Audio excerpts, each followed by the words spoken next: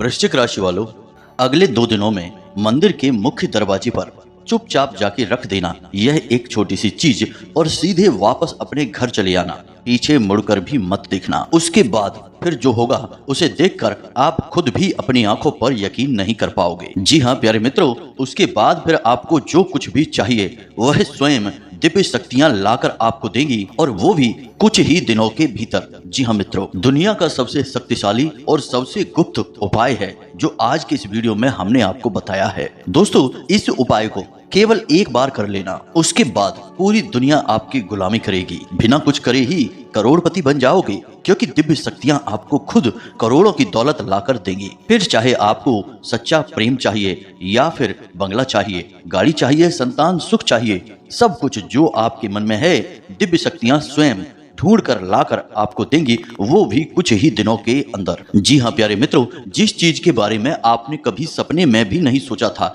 वह चीज आपके हाथों में होगी। दुनिया की हर खुशी आपके पास होगी, यहाँ तक कि आपके दुश्मन भी आपके पैर पकड़कर माफी मांगेंगे और आपकी वाहवाही करेंगे। तो यह क्रिया आपको अगले 2 दिनों में ही करनी है, और इस क्रिया को करने के कुछ विशेष नियम, कुछ विशेष संस्कार भी हैं। सारी बातें आपको विस्तार से हम बताने वाले हैं। वीडियो आपको पूरे मन से, ठंडे दिमाग से अंत तक देखना है, और जो भी बातें हम आपको बताने जा रहे हैं उन बातों को समझकर जीवन में उतारने की कोशिश करना है। आप यदि इस उपाय को करने में जरा सी भी गलती कर देंगे तो इसका कोई भी फल आपको प्राप्त नहीं होगा। इसलिए आपको इस वीडियो को पूरा देखना है और इसमें बताई बातों को एक एक करके नोट कर लेना है, तभी आपके जीवन में किसी प्रकार का बदलाव आ पाएगा। तो जयकारा बोलो माता रानी का, जगत माई महामाई माँ भद्रकाली की जय बोलो, माता रानी के सच्चे दरबार की जय बोलो।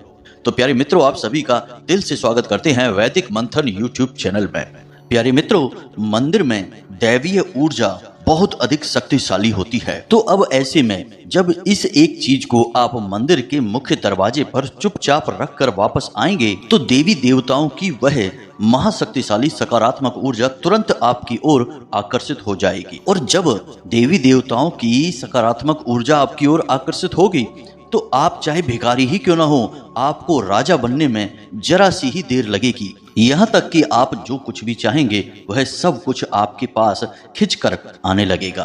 अब हम आपको बता दें कि यह कोई नई विद्या नहीं है, यह बहुत ही प्राचीन विद्या है, लेकिन आज के इस समय में जरूर इस विद्या के बारे में लोग भूल चुके हैं। आज का समय अब कुछ इस प्रकार का हो गया है कि लोग जिस चीज को अपनी आंखों के सामने देखते हैं बस उसी पर विश्वास करते हैं। तो ऐसे में आजकल लोग इन सिद्ध उपायों और जरूरी क्रियाओं के बारे में भूलते जा रहे हैं। यहाँ तक कि अब तो लोग पूजा पाठ के विशेष विधि विधानों को भी ध्यान नहीं देते, बस फॉर्मेलिटी के लिए बस पूजा कर लेते हैं, इतना ही काफी है। लेकिन प्यारे मित्रों, इस तरह कार्य नहीं चलता है।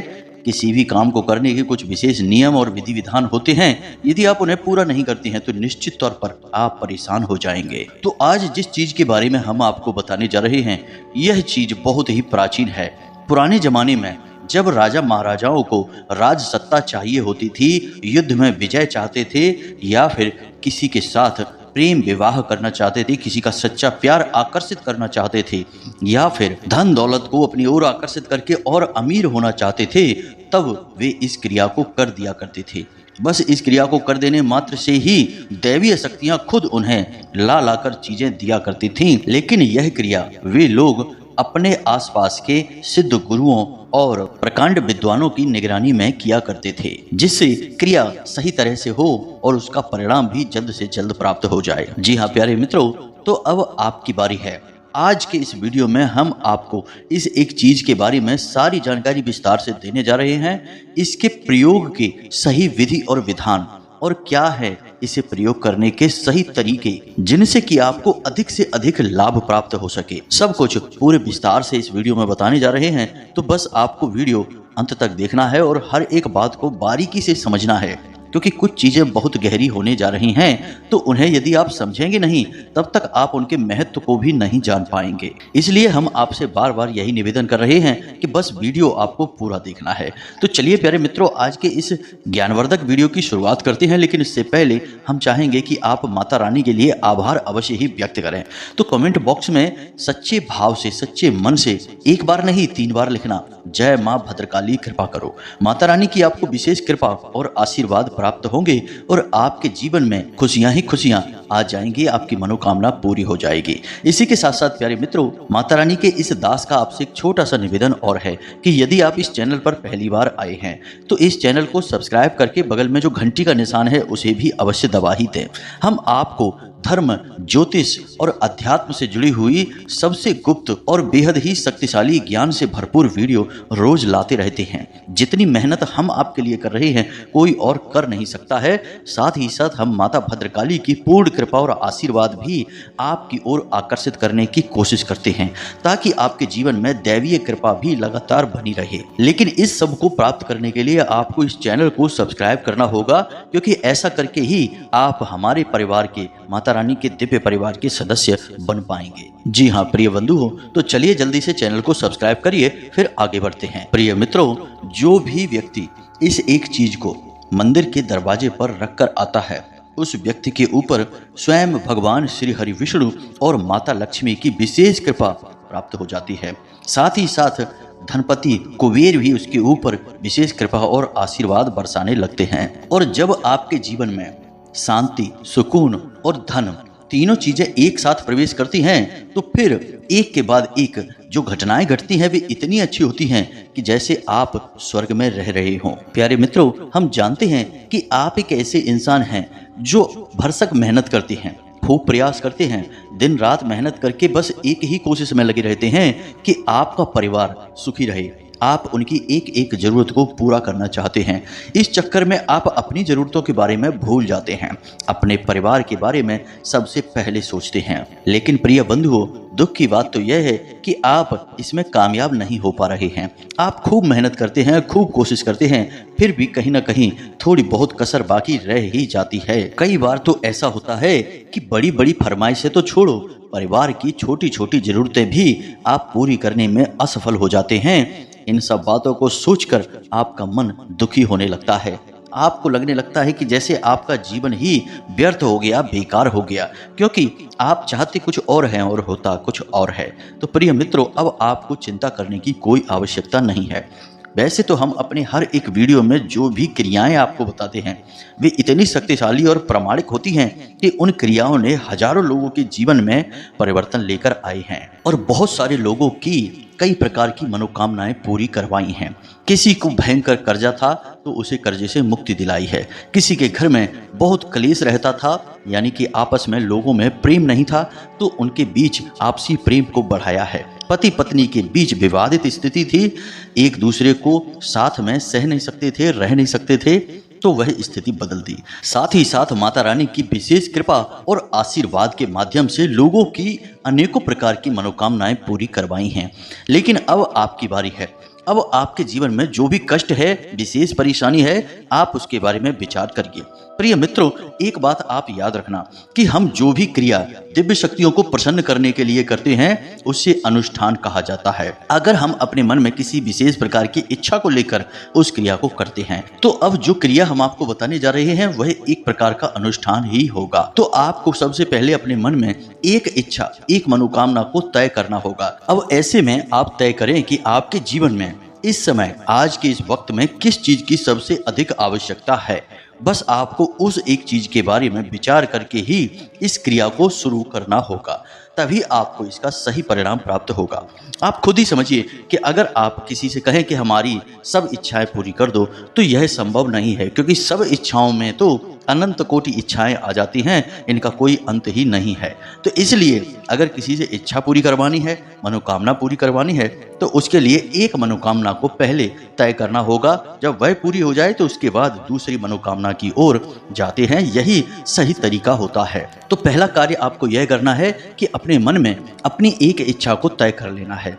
अब दूसरा कार्य जो कि इससे भी ज्यादा जरूरी है वह यह रहेगा कि आपको इस क्रिया के बारे में या फिर इसकी तैयारियों के बारे में किसी से कुछ भी नहीं कहना है, ना ही किसी को कुछ बताना है। यदि आपको कुछ कार्य करते हुए कोई देखे भी, कोई टोके भी, तो आपको उसे गोल मोल जवाब देना है, सीधे सीधे बता नहीं देना है। और अपनी तरफ से तो आपको भूलकर भी इस क्रिया के बारे में किसी को नहीं बताना है। प्यारे मित्रों, हम आपको बता दें कि इस संसार में जितने भी लोग कामयाब हैं, बड़े लोग कहे जाते हैं, वे सभी किसी न किसी रूप से किसी न किसी प्रकार की क्रियाएं करते रहते हैं, कुछ न कुछ विशेष अनुष्ठान अवश्य ही करवाते रहते हैं, लेकिन ये चीजें इतनी गुप्त होती हैं कि इनके बारे में किसी को कानो कान भनक तक नहीं होती है। आपने अभी हाल ही में देखा होगा कि हमारे प्रिय प्रधानमंत्री मोदी जी ने भी चुनाव से पहले मंदिर में जाकर विशेष अनुष्ठान और ध्यान आदि की क्रियाएं की थी। अब वे इतने बड़े पद पर हैं तो उनके बारे में लोगों को थोड़ी बहुत जानकारी हो जाती है, लेकिन अन्य लोगों के बारे में तो लोगों को कुछ पता भी नहीं चलता है। लेकिन इसका प्रमाण यह होता है कि लोग तरह तरह के रत्न पहनते हैं, विशेष नंबर की टी शर्ट वगैरह पहनते हैं और कुछ खास अंकों का ही अपने जीवन में प्रयोग करते हैं। ये सभी किसी न किसी क्रिया का हिस्सा होती हैं। तो बस आपको भी इसके बारे में किसी को भनक नहीं लगने देना है। कोई भी क्रिया फलित ही तब होती है जब उसे गुप्त रखा जाए। जी हाँ मित्रों, ये 2 कार्य आप करें। तीसरा कार्य जो कि बहुत साधारण है लेकिन बहुत ज्यादा जरूरी भी है कि आपको जिस भी देवी देवता के मंदिर में जाकर इस चीज को रखनी है, उस देवी देवता के प्रति मन में विशेष भाव उत्पन्न करने होंगे। अब इसमें से कई लोग ऐसे होंगे जो हनुमान जी के मंदिर जाते होंगे, कई लोग ऐसे होंगे जो भोले बाबा के मंदिर जाते होंगे, या फिर गणपति के या किसी भी अन्य देवी देवता के। मित्रों याद रखना कि ये सभी देवी देवताओं के स्वरूप अलग अलग अवश्य हैं, लेकिन अंत में सभी उसी परम ब्रह्म का ही स्वरूप हैं। तो सब एक ही हैं, बस यहाँ हमें अलग अलग लीलाओं के माध्यम से अलग अलग दिखाई पड़ते हैं और उनके हम अलग अलग रूपों में पूजा करते हैं। तो आप इस भाव को अपने मन में अवश्य प्रकट करें कि ये जो देवी देवता हैं जिनसे आप यह अनुष्ठान में कुछ मांगने जा रहे हैं, वे देवी देवता आपको सब कुछ देंगे। जो आप चाहेंगे वह आपके पास आएगा। तो आपको उस देवी देवता के प्रति अपने मन में विशेष आदर भाव, विशेष प्रेम और भावनात्मक जुड़ाव महसूस करना होगा। देखो मित्रों, एक बात समझो कि कोई भी चीज है, अभी हम आपको सीधे सीधे बता दें कि इस चीज को जाकर चुपचाप रख दो, वह चीज काम नहीं करेगी। क्योंकि आप खुद ही समझिए कि डॉक्टर भी जब किसी को दवाई देते हैं तो पहले उस दवाई के प्रयोग करने के परहेज को बता देते हैं कि तुमको ये नहीं खाना है, ये काम नहीं करना है, इस तरह से यहाँ वहाँ नहीं घूमना है, आराम करना है। क्योंकि जितना दवाई जरूरी है उतना ही ये जो इनके परहेज हैं वो भी जरूरी होते हैं, क्योंकि इनसे माहौल निर्मित होता है तो दवाई ज़्यादा असर करती है। उसी प्रकार उपाय होते हैं, क्रियाएं होती हैं। इनके लिए यदि आपने विशेष माहौल का निर्माण नहीं किया तो ये क्रियाएं इतनी अधिक फलदायी नहीं होती हैं। तभी लोग ये कहते हैं कि गुरुजी हमने तो ये उपाय कर लिया, वो उपाय कर लिया और हमारे ऊपर इसका कोई खास प्रभाव दिखाई नहीं दिया। तो प्यारे मित्रों, बात यही है कि सुन सुनाकर किसी उपाय को कर लेने से फलित नहीं हो जाता। अगर ऐसे उपाय फलित होते तो इस दुनिया में कोई भी इंसान दुखी हो ही ना, क्योंकि उपायों की कमी नहीं है। हर दूसरा इंसान उपाय बताने में लगा हुआ है, लेकिन उपाय बताने वाले को भी नहीं पता कि ये उपाय कार्य कैसे करता है, और सुनने वाले को तो कभी पता चलेगा ही नहीं, क्योंकि शास्त्र तो उसने पढ़े नहीं है।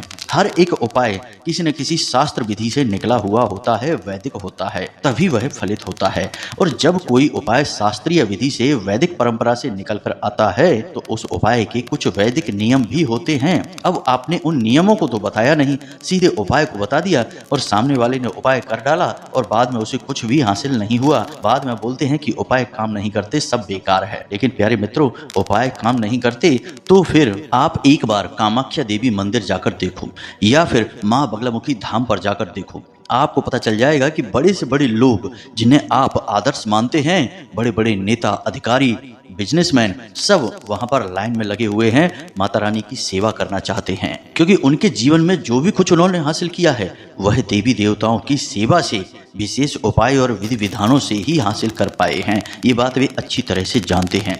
तो प्यारे मित्रों, जानबूझकर अनजान बने रहने से कुछ भी नहीं हो जाता है, बस ठोकरें ही मिलती हैं। क्योंकि जीवन में अगर सीधे सीधे मेहनत करने से कामयाबी हासिल होती, जैसा कि साधारण तौर पर लोगों को बताया जाता है कि मेहनत करोगे तो कामयाब हो जाओगे, तो फिर गधा जंगल का राजा होता, शेर नहीं। कोई मजदूर अरबपति करोड़पति होता, एक व्यापारी नहीं जो एयर कंडीशन ऑफिस में बैठकर करोड़ों का व्यापार करता है। तो खाली मेहनत से काम नहीं चलता प्यारे मित्रों, यह बात आपको समझनी होगी। तरकीबें, विशेष उपाय, क्रियाएं आपको करनी ही होंगी, तभी जीवन फलित होता है, दैवीय शक्तियां आकर्षित होती हैं और फिर आपको जो चाहे वह ला कर देती हैं। तो अब ये तो सारी बातें हो गई इस एक विशेष क्रिया के बारे में। अब एक छोटी सी बात और कि आपको जितना हो सके उतना पॉजिटिव रहना होगा, सकारात्मक रहना होगा। अपनी दिव्य शक्ति जिसकी आप पूजा पाठ आराधना करते हैं, जो आपके आराध्य हैं, उन पर पूरा भरोसा रखें।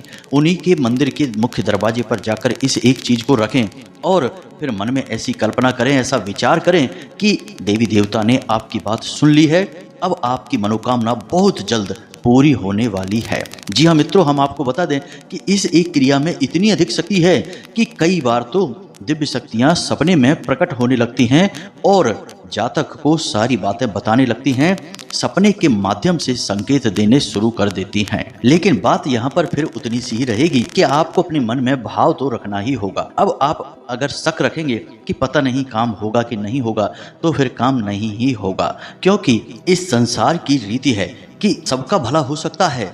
चाहे कोई इंसान कितना ही बुरी से बुरा हो, ऊंचा हो नीचा हो, सबके साथ अच्छा हो सकता है, दिव्य शक्तियां उसका साथ दे सकती हैं। लेकिन जिसके मन में वहम है कि मन में दिव्य शक्तियों के प्रति ही शक का भाव रहता है, उसका भला कभी भी नहीं हो सकता है। तो अपनी भावना को मजबूत करना होगा, सकारात्मक रहना होगा कि आप जो कार्य करने वाली हैं, इस कार्य का आपको पूरा पूरा फल प्राप्त होगा ही होगा। जी हाँ प्यारे मित्रों, तो अब ध्यान से सुनो।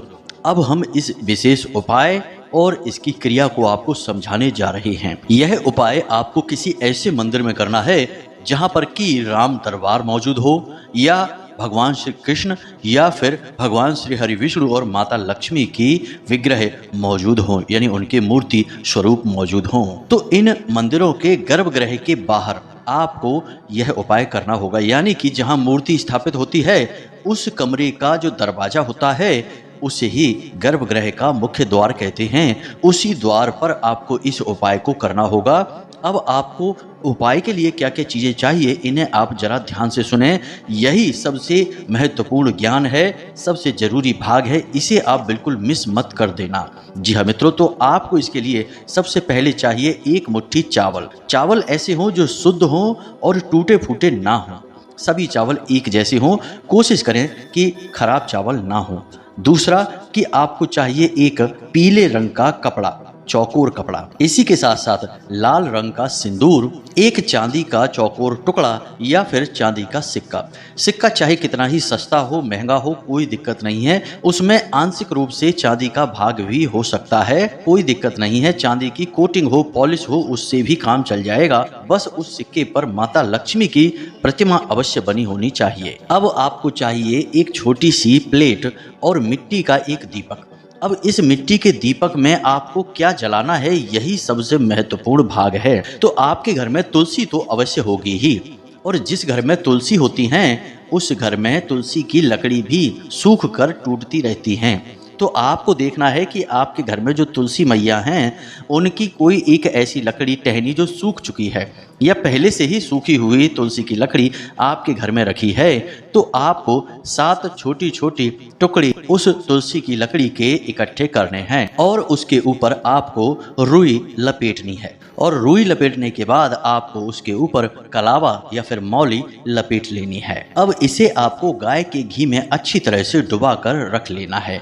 अब आपको इसी को उस मिट्टी के दीपक में जलाना होगा। याद रखें कि आप इस उपाय को किसी भी दिन कर सकते हैं, दिन का कोई विशेष नियम नहीं है, परंतु इस बात का ध्यान रखना है कि सूर्यास्त से पहले पहले आपको इस उपाय को करना होगा। सूर्यास्त के बाद भूल कर भी इस उपाय को ना करें। वैसे इस उपाय का सर्वोत्तम परिणाम आपको एकादशी के दिन और गुरुवार के दिन प्राप्त होता है। फिर भी आप इस उपाय को किसी भी दिन कर सकते हैं। दिन का कोई विशेष विधान तो शास्त्रों में नहीं मिलता है, बस इस क्रिया का विधान देखने को अवश्य मिलता है। बेहद शक्तिशाली क्रिया है यह। एक बार आपको यह क्रिया करनी है और उसके बाद आपको इसके परिणाम तुरंत दूसरे ही दिन से महसूस होने शुरू हो जाएंगे।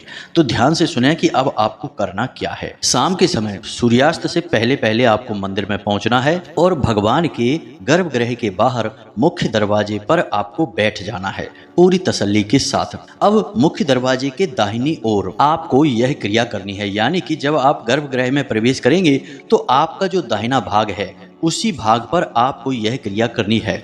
वहां पर आपको थोड़ी सी सफाई करके शुद्धता करनी है, यानी गंगा जल छिड़क देना है, और उसके बाद आपको वहां पर वह पीले रंग का कपड़ा जो आप घर से लेकर गए हैं उसे आपको बिछा देना है, और उस पीले कपड़े पर आपको लाल सिंदूर से श्रीम, जी हाँ मित्रों, माता लक्ष्मी का नाम है यह, इसे आपको लिख देना है। और उसके बाद आपको एक मुट्ठी चावल जो आप घर से लेकर गए हैं उसे उस श्रीम के ऊपर डाल देना है। उसके ऊपर आपको एक चांदी का सिक्का रख देना है। अब उसके ऊपर आप जो छोटी सी प्लेट स्टील की होगी या कोई भी प्लेट हो सकती है लेकर गए हैं उसे आपको रख देना है और उस प्लेट के ऊपर आपको वह मिट्टी का दीपक रखना है और मिट्टी के दीपक में आप जो घर से बनाकर ले गए हैं तुलसी मैया की सूखी लकड़ियों की बाती जो गाय के घी में डूबी हुई आप घर से लेकर गए हैं उन बातियों को आपको उस दीपक में रख देना है और थोड़ा सा घी और डाल देना है।